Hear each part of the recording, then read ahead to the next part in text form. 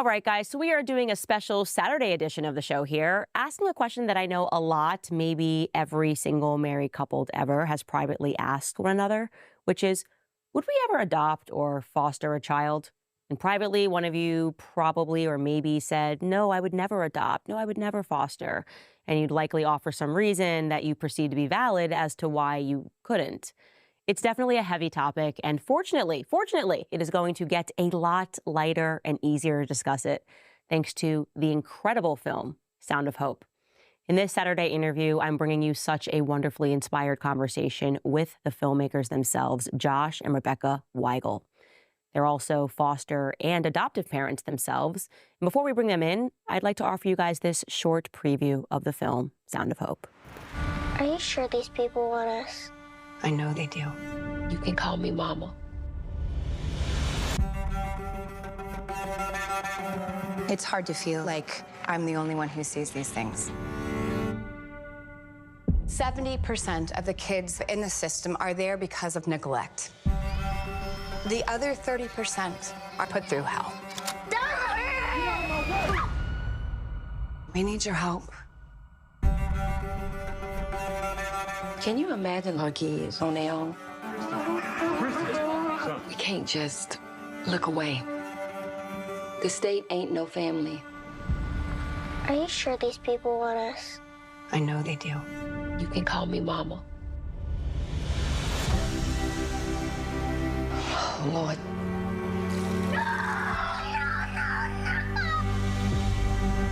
If we can't wrap our arms around the most vulnerable, then what do we have? Noise! And the children can't take the noise anymore. This is something that we must do. 22 families want to adopt. Whole town wants kids now. That's about right. What's happening with Possum Trot could mean a huge change for the system. We want the ones that nobody else wants. Who hurt you, baby? I'm not giving up on you. You can't give up on me either. What we gonna do? Everybody's falling apart. I'm doing the best I can. The real world hits hard. I don't want to be here. I can't give him back. We gotta work on this together.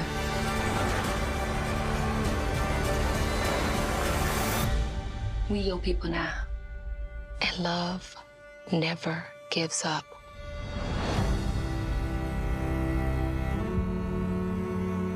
So don't go anywhere, guys. We are going to have a most powerful discussion that will both move and uplift you. Who doesn't need that on a Saturday? And we get to do some good in the process, because in the corner of your screen, you'll notice some names of people who are buying tickets live. They are buying tickets to the Sound of Hope. So be sure to get in on the fun. Join the party. Go to angel.com/Candace. And if you want a discount, use my code Candace25 at checkout. All right, let's get started. Welcome to Candace.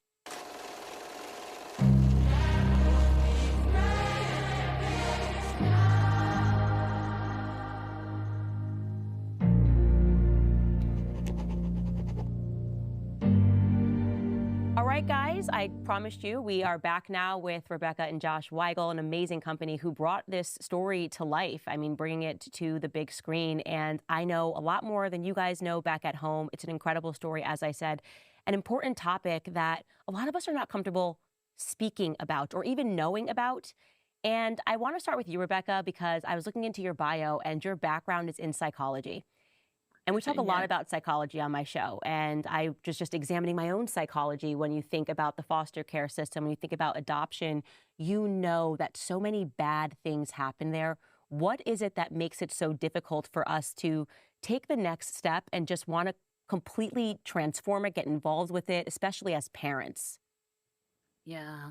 I mean, I think there's a lot of fears around foster care. As soon as you say foster care, people are like, oh, okay, those kids are troubled and they have problems. And, we're not thinking about the kids are the victims. It's not their fault. They're not bad kids. They've just been through hard things. And as people of faith, we should have the most compassion and really step into their story and help change the narrative, help change their story.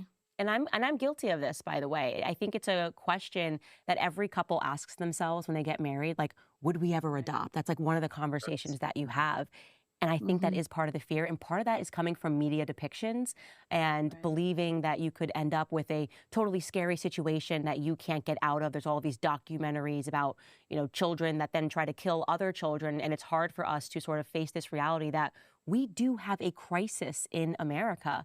And Mm-hmm. so, Josh, let's move to you because reading how you guys picked up your entire lives and moved to Possum Trot because you wanted to understand out in East Texas the story of this community that got this involved in the foster process. How did you first learn about Possum Trot, and when did you know that this was a story that you needed to bring to the big screen? Yeah. Rebecca was the one who found out about it. I would say that we kind of all, if you're in this space at all, you'd sort of heard rumors about this community somewhere that had adopted all these kids. And so Rebecca, she was looking for someone to speak at a conference. She did a lot of work in Los Angeles in this space and ran into Bishop Martin and this whole story. So they connected and on the phone, and it did not take long to, decide that this is something that we needed to do. And we just, moved some things off of our plate and decided this was the project that we needed to focus on right now. We could tell that there was something really important about it beyond us. It wasn't, we never do movies just to do a movie. What we hope to do are films that are really great cinematically. We want people to have that experience. I love that experience. So it's got to be that first. But this story had so much drama, so much importance, all these things mixed into it that it really took over our lives. And what was that like for you? How long did you move out to East Texas, and what were some of the early struggles that you went through just kind of learning about this community? Well, first we did the typical research. We traveled out from California and met with them a number of times and took all of that information and experience back and kind of got through our first few drafts. And one of the most important things to us about this was that it was authentic and that we were giving people a fair perspective of what this is about, what it takes, what it's like. I'm not into propaganda. I'm not into sweet little movies about orphans. This was a real, true story. A lot of people had suffered through, kids had suffered, families raising them. Like there's a lot that we needed to honor. And so we got to a point where we felt like we got to be all in on this. And so it doesn't feel like we've hit the deepest places. And so we decided at that point, let's move out there and see what we can do, just getting into the community. So they welcomed us with open arms after they got through the whole surprise of it all. We were actually going to move out They're there. like, you're moving? Wait a minute. Staring at us in We church. knew you like, liked us, but they're really here, and we're like, no. So we just immersed ourselves as much as we could, and it was so much better. It was so much different. There was a whole trust level barrier that we broke through, I think, and it did a lot for the story. And we got to meet a lot of the other kids too, and it just in every way, I think it helped. yeah, they like came to our house when we moved there and like brought the whole church and prayed over our family and anointed us with oil. And, they've prayed through this whole process. So it's been really cool to like connect with this little church, this mighty church in the woods that prays and has brought us in and just loved our family and all throughout the whole journey. I think that was one of the things that was really compelling for me watching this film was that it wasn't a propaganda piece. And I went into it thinking, I guess I'm a bit cynical, but I thought, okay, they're going to make it seem like this process is just so easy so that everyone gets inspired and they go out. And I Right. think part of my perspective was colored because I have situations in my family and I know how complicated these situations can be. And yet you guys just confront it like head on in this film. And I'm trying here not to give too much away, you guys. I'm going to keep saying this as we have this conversation, but please head to angel.com/Candace. You can use code Candace25 and you can see the available showtimes and purchase tickets. But that was one of the things is you confronted it. Like, yes, this is going to be difficult. Guess what? Life is not easy. And this story is a story that I think you guys were well equipped to tell because of your own experiences. You guys are both foster and adoptive parents. Now, was that before you jumped onto the film, or is it because of learning this Possum Trot story that you decided to become foster and adoptive parents? Yeah, it was before. Yeah. I mean, I think I can remember even being a kid thinking about this, not too seriously, but it just felt obvious. Like there's kids in need. I'm sure one day I'm gonna do this. And so yeah, we had 3 of our own biological kids, and we talked about it, and it got to that point where you're like, this is never gonna happen unless we just do it. So we had already jumped in, and we're in the thick of it all and experiencing all the things you experience. And so we had a lot to draw from, but we definitely put our foot in the water first and learned a ton too. Rebecca's work just put us on the front lines of a lot of data and information and experiences that we weren't aware of. All kinds of connections we can get into with other issues, but there was sort of a ground bed created before, and then this story felt like the right time. It just kind of came into our lives at the right time. So you had Yeah, I 3 think when we adopted Go on. sorry, No, when that's we great. adopted our kids, it really just broke our heart for this issue and opened our eyes to what kids are going through. And I think too, we were longing for more support from our church. You know, we felt like we were kind of alone in this journey, and we were going through really hard things, and we were writing at the same time, and just seeing how this church like came around and did it together and wrapped around each other. I think it was such a beautiful picture of what the church can be, and I think should be. And so, I mean, some of it is we really wanted to elevate the church and show what's possible through churches when they really confront this issue and step in and care for kids together. You know, one of the things that I speak to my audience about and what I love about this story and what you guys are bringing to the big screen is this topic of spirituality. And I think for whatever reason, America has really kind of departed from that conversation for too long. And maybe it's because everyone's on their smartphones and we've become so technological that in many ways we become spiritually quite backwards, quite archaic Mhm. spiritually. And you kind of can feel that there's sort of this resurgence happening right now, and people are beginning to speak a lot more about spirituality. And I can't think of anything that is more crucial to an upbringing of a child than to come from a steady household, and how much their spirits are disrupted when that steadiness is removed. And in particular, one issue that you tackle, and this is the biggest fear, even for people that are adopting and people that are taking in foster children, is older children in the system. Right. Mhm. Can you guys just Right. speak about that? Yeah, that's one of the things. So one of the things that really stands out about this community and this story is that they asked for the ones that nobody wanted, the most difficult to place, we say. So that could mean severe abuse. That can mean there's a sibling set. They don't want to break up 4 or 5 kids. Thank God. They could be older. It's really difficult to find families for teenagers. And so they focused on that. And that's like going headlong into fear. The things you are the most afraid of, they just took this on. And so that really stood out to me. We've seen that just in our experience, talking to others and the work we've done. It's hard enough to get someone to be open to adopting a baby, but when you know that there are challenges to other children that you're going to have to embrace, it's a real thing. And to me, this all comes down to, what are we really willing to do about the problems that are around us?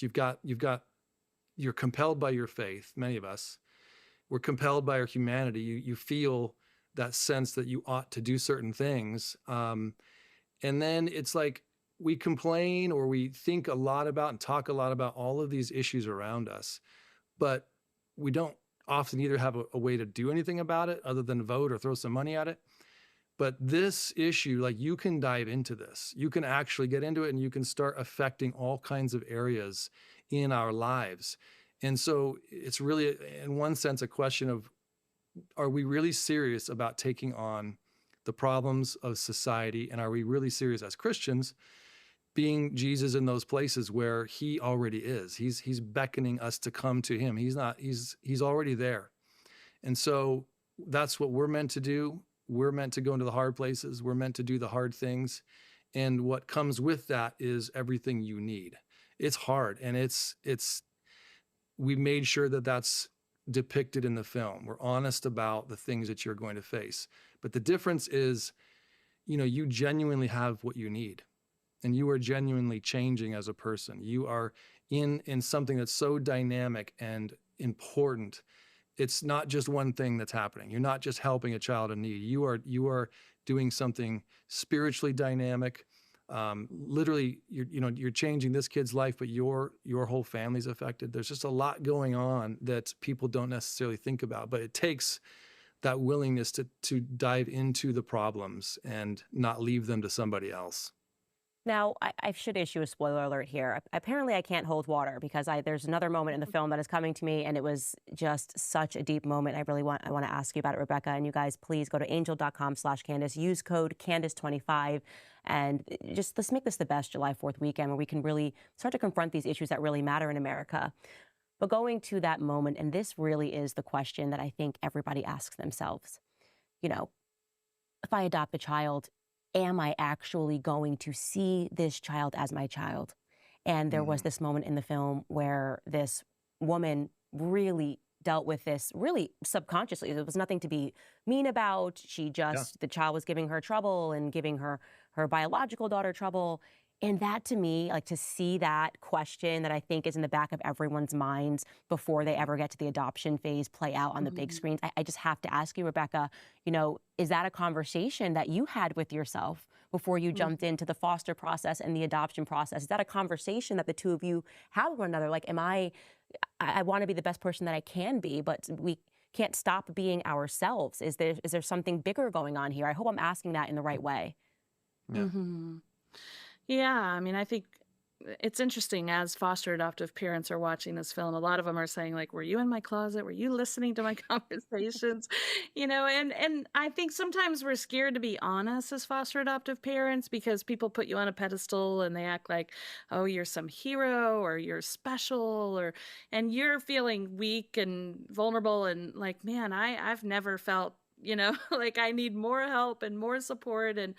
And so a lot of it was, we experienced a lot of these things personally. I mean, when we adopted our children, we adopted she was 7 and her brother was 3. And it was definitely challenging, and we had a lot of those, especially when you adopt older children, you don't have that. You miss out on all of that bonding that happens, when you have a baby and you nurse and you wake up with them and you feed them and you watch them take their first steps and all these things. That creates this bonding, and you don't get that when you adopt older children. So it takes more work and you have to work at it. So it was definitely, we went through a lot of those challenges and didn't want to sugarcoat it because the last thing we wanted to do was like draw people into something, make it look easy and have them become disillusioned. So we thought, well, we'll make it look hard, but encourage people that we're called to do hard things. And we actually grow in that process too. Yeah. I mean, this is a really important issue. There's a few key things, fear being one of them, but this is another one I think a lot of people are concerned about. And, I think about it, if you have your own biological child that's acting out and doing things that are hard to like because of whatever reason, you can have a difficult time liking your own child. I mean, that's a real thing for people. And so you've got children who are traumatized. They've gone through some of the worst things you can go through, losing your biological parents, being hurt by them or whatever. I mean, very deep, profound pain. And so to be healed, to go through the process of being healed, that's messy. And it can be hard just because of how they're processing. It can be hard to experience that. And it's like a really practical thing. Like, it's hard to like a kid sometimes that's going through that process. And so it's something I hope people understand. It's relevant to parenthood. And yeah, it's a thing with kids who need healing. And it's challenging to keep that perspective that this child is going through something that I don't fully understand. I can't totally relate to. God, give me the patience to as a human, process with them. And people need to know that that's okay. That's not like now you're an evil person because you don't feel the way you're supposed to feel about the child at that moment. But as we've gone through that with our own kids, it's there. I mean, it really is something that just takes time. And sometimes it's not very much time at all. It's different for everybody and every child, but so good you're asking because it's something that as you process that with people who walk through it, it's not as scary as you think. And there are things you can do to help that, certain kinds of parenting, different things you can do to make the process easier or harder for yourself. So it's a really important issue, but shouldn't scare people off. And it's so funny that you say that because it is very true that it is the fear that paralyzes people. They keep these questions in the back of their minds. They don't want to talk about it. And I've Mhm. recognized that there's a psychology to that. If I don't talk about it, maybe nobody else is thinking that. But once you ask the Mhm. question and you hear the answer and you go, yeah, okay, that you might go through this and it's going to take a little Yeah. bit more work. And you realize, okay, this is not going to be a permanent feeling. And yes, whether you have biological children, I have three, you go through days where I say to my husband, I always wondered whether or not when I had children, if I was going to have a favorite child. And I said, the answer is it depends on what day it is. Yeah, Are you crying right. and throwing a tantrum? Or Okay, not, you're my or yeah. favorite today. You're like, You made it really hard for me to like him today. yeah, Yeah. exactly. And it is a total normal part of parenting. And you're not going to be perfect. And that's the beauty of having a relationship with God is because you know that you're not alone and you can always give it up to Him and you can always just be better the next day, make a real Yeah. attempt to be better the next day, and then you have moments of just sheer happiness and glee, and you're grateful that you pushed through. And as we all know, God does not give you more than you can handle. Even in the moment when you think, no, there's just no way I could possibly handle any more, that's usually about the time that I always say you should thank God because he's the great mathematician. He is seeing ahead and he is putting you through that.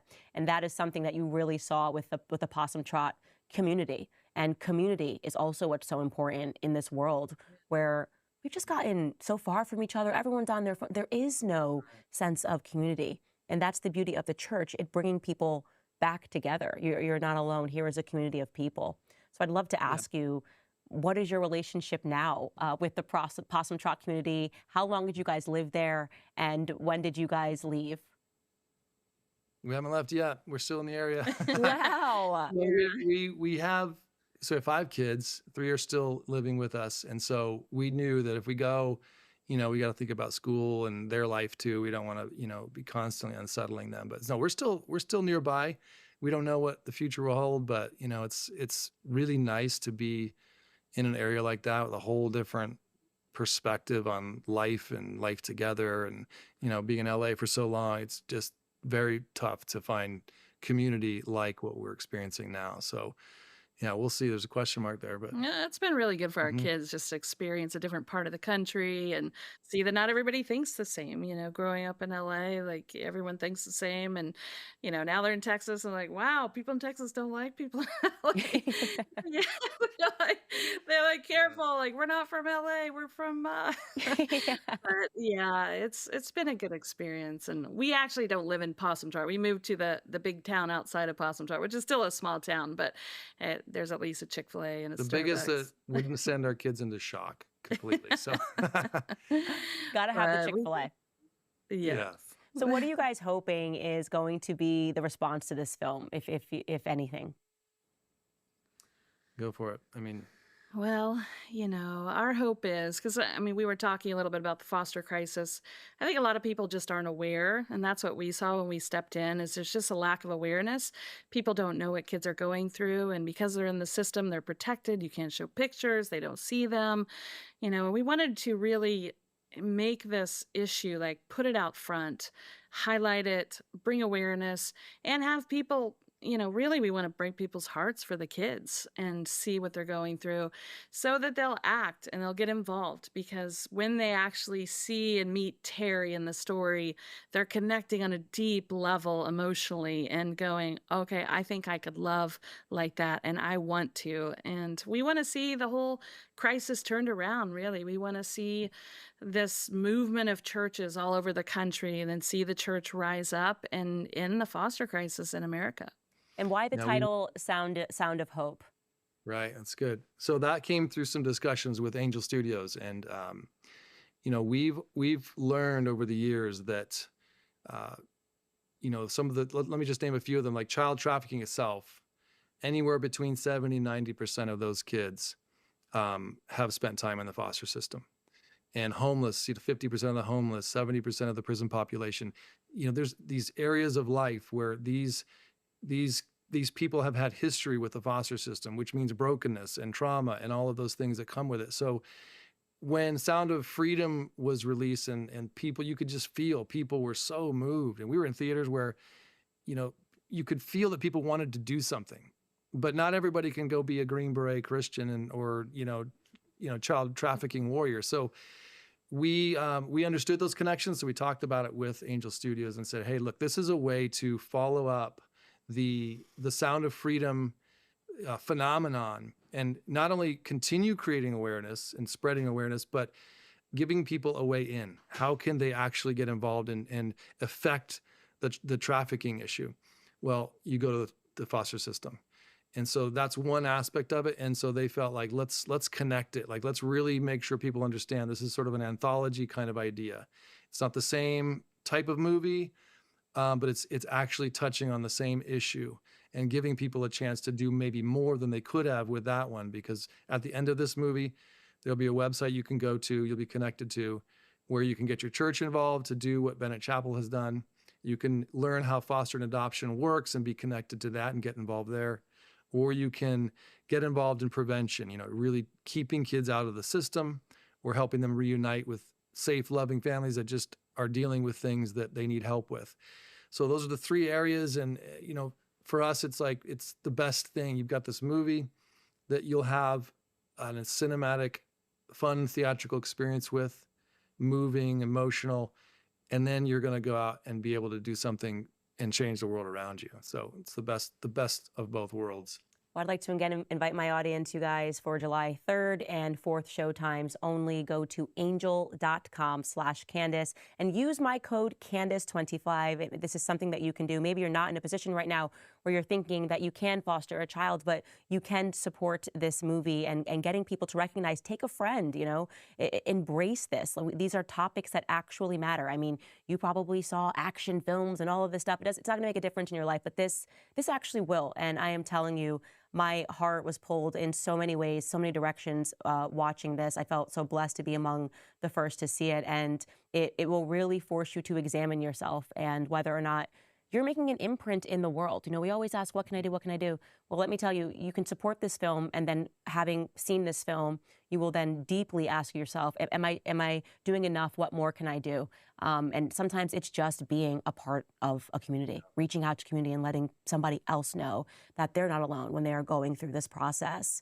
And as you mentioned, the statistics are incredible. I just want to rattle off a few of them. 80% of prison inmates grew up in foster care. I mean, that is unbelievable. You hear so much talk about people that are in prison.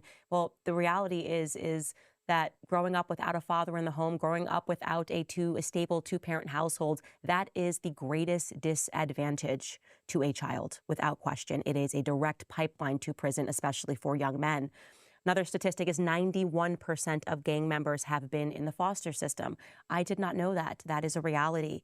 Another statistic is that 80% of the kids entering foster care have notable mental health needs. 70% of foster youth will be on government assistance within 4 years of aging out, and 50% of the foster youth develop substance abuse by the age of 24.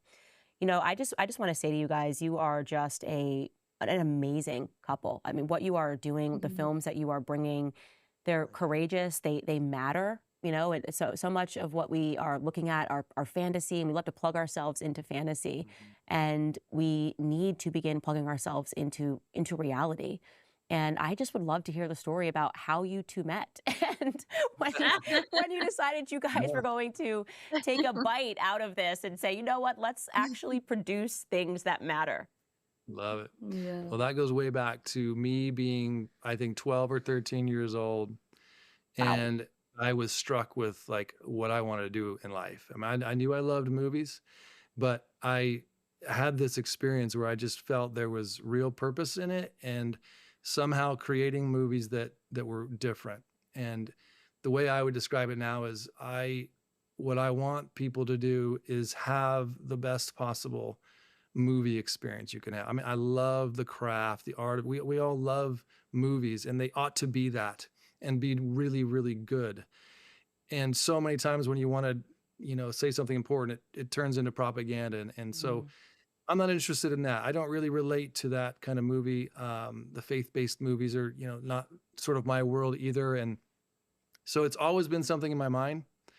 And I want people to experience God when they see these films. I feel like the spiritual nature is an important part of it for me and Rebecca. And so within a good story, we want to have hopefully made the choice that people will also experience much more. And so we've always been kind of designed that way. That's how we think, that's how we approach everything. And she, basically we were surprised with Rebecca's involvement. She was I didn't pursuing, like Hollywood. I was like, yeah. I'm gonna keep you grounded. Like, you can be the filmmaker, and I'll be the steady income, We moved in 1998 to Los Angeles for, me to pursue it. And eventually we started doing short films, and she kind of chimed in every now and again, had like really good ideas. And she was pursuing her master's degree in psychology and all of these other things. And so I talked to her, I'm like, I think we should do something together. And I said, in one movie, you'll be able to do more with that person than probably 10 years of counseling. So let's just see what happens with it. And we started creating short films together, and we ended up doing one called The Butterfly Circus that just took off for us, went viral, won all these awards, and people around the world just latched onto this. And it was about a limbless guy who is stuck in the sideshow world, and he leaves the sideshow world to join up with something like Cirque du Soleil, where he finds, meaning, and we do a lot with identity and things like that. And it just like ripped people. And so that opened doors for us. And that's when we really felt like, okay, there's purpose in us working together in that. And we complement each other gift wise. And so it's been a great partnership we started experience. getting emails from all over the world of like, I struggled with depression, and then I watched this film, and now I know my purpose. And so we've gotten to see, and Josh's like, that would have taken 6 years of therapy. So, and we really do see how the media is impacting culture so much. Mhm. I mean, these stories are shaping our culture. They're influencing the minds of this generation. And that is something that's very important to us, is creating art that influences for the good and is positive and brings hope. And like you said early on, like, faith is a universal thing that everyone wrestles with. So why are we shying away from faith in Hollywood and putting it in this little corner of faith-based films when this is a universal thing that people are, deeply moved? I mean, even in pre-screenings of Sound of Hope, even people that don't identify as Christian or having a faith are walking out in tears and saying, I felt something in that movie. What was it? And they're saying, if church was like that, I would go to church. And it's drawing people. They're saying they're hunger. I think there's a hunger and a thirst for truth right now, because people are wanting these universal truths, and it's being Well, expressed. they're running into dead ends with the other stuff. It's like, it's not working. Yeah, and when you are living through a time of such tremendous darkness, I think people naturally then go and pursue light. And you're correct. Maybe they don't have faith, and that's why many of my listeners, and I love hearing, listening to your show made me want to go to church. And some people are not there, and you take a different step. Well, I can promise you that if you are thinking about spirituality, if you're grappling with the understanding that we are facing dark times, if you're grappling with an understanding that there's a lot going on in this world, and we can't pretend it's not. You are absolutely going to love this film. It is going to compel you and move you in so many different ways. And so I just want to again remind my listeners, please, please, please go to angel.com/Candace and use my code Candace25. Buy more tickets than you need. Give it to someone who maybe doesn't have the means to buy a ticket, and go with them to the theater and watch this, and you will be forever moved by this. You guys, I know that we are coming up against time here, and I just want to say that I truly feel that God has his hand on you, and I know that this film is going to be a tremendous success. And I want to thank you on behalf of everyone for having the courage, because it's not just the heart, but also having the courage to do the work to bring this film to the big screen. Thank you. And we really want to appreciate that. shout out to Angel Studios too, because as you know, you've seen the film, there's some hard things. I mean, it's gritty. There's some scenes, I don't know if you recognize Josh from the pastor scene, Pastor Mark. He played the megachurch pastor. Oh my gosh, yes. I just put two and two together. That's why he didn't like me so much at first. I know. I Like, told him, something I'm about like, this people guy. all over the country are not going to know who you are. They're just going to not like you for some reason. That was a risky scene. And there was a lot of companies and people that said, you need to take out that scene. That's going to offend your core audience. But it's not. I mean, people are walking out feeling really, we had one pastor walk out of a screening and say, I'm like that pastor and I need to change. And so, Angel Studios is taking risks that a lot of people aren't taking. So we're grateful for the distribution And thankful that you're using your voice to bring people out and encourage people to see it. So thank you. Yes, definitely. Thank you so much. Well, to both of you, Josh and Rebecca Weigel, this is going to be an amazing success. God bless you. And we'll be praying for you. Thanks, Thank Candace. you. We Thank really you, Candace. great time being here.